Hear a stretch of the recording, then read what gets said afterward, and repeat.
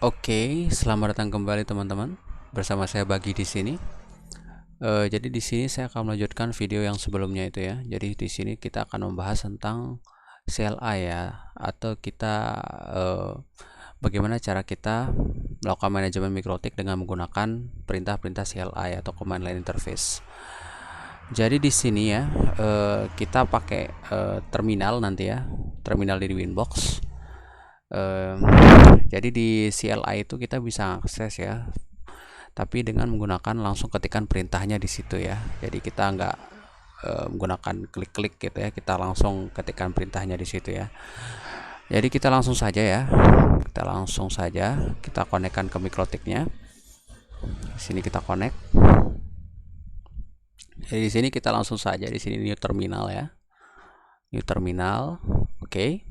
Jadi kayak gini. Jadi di mikrotik itu juga mendukung ya untuk kita melakukan manajemen dengan menggunakan command line ya, atau menggunakan perintah-perintah yang kita ketik secara manual.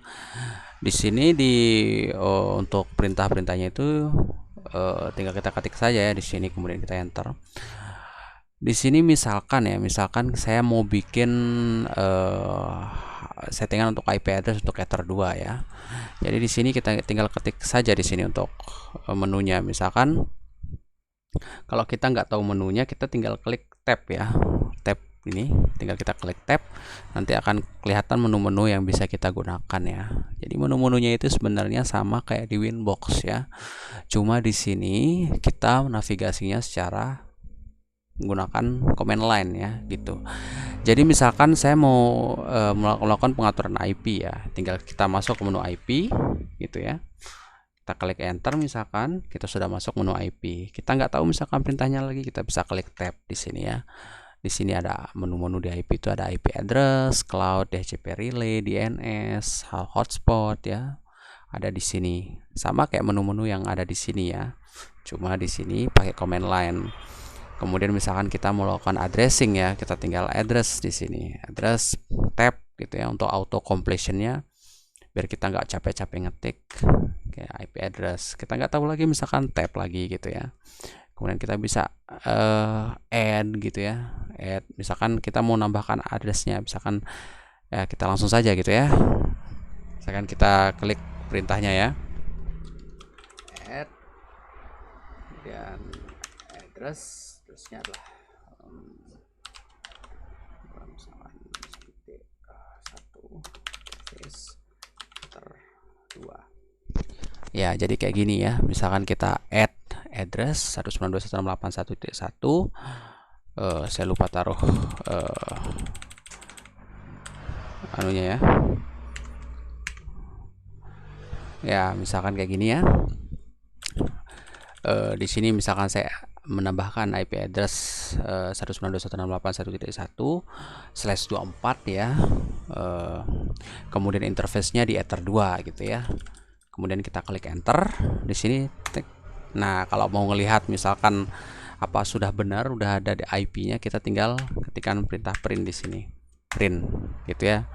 Nah, itu sudah ada ya, IP address-nya 192.168.1.1/24. Kemudian networknya adalah 192.168.1.0 karena kita pakai /24 ya. Kemudian interface-nya itu adalah di Ether 2 gitu ya, kayak gitu. Kemudian ini juga bisa kita lakukan secara manual ya. Kita nggak perlu masuk ke menu-menu setiap menunya. Kita bisa langsung saja, misalkan kayak gini ya.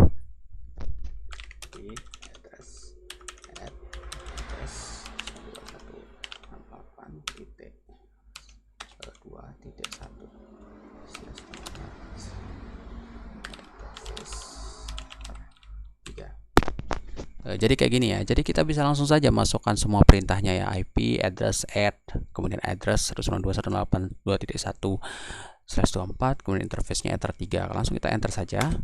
Kemudian untuk melihatnya kita bisa print gitu ya.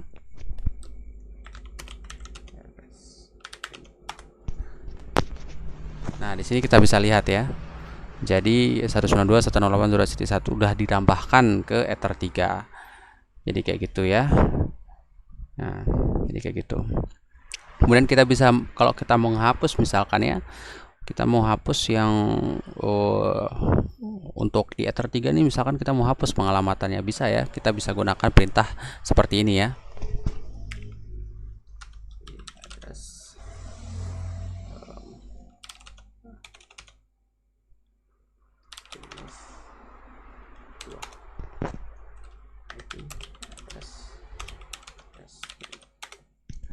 Nah, jadi seperti itu ya. Kita bisa gunakan perintah remove di sini. Kemudian nomornya berapa? Di sini kan nomornya itu ada di nomor 2 ya. Kita bisa hapus di situ sebagai referensinya.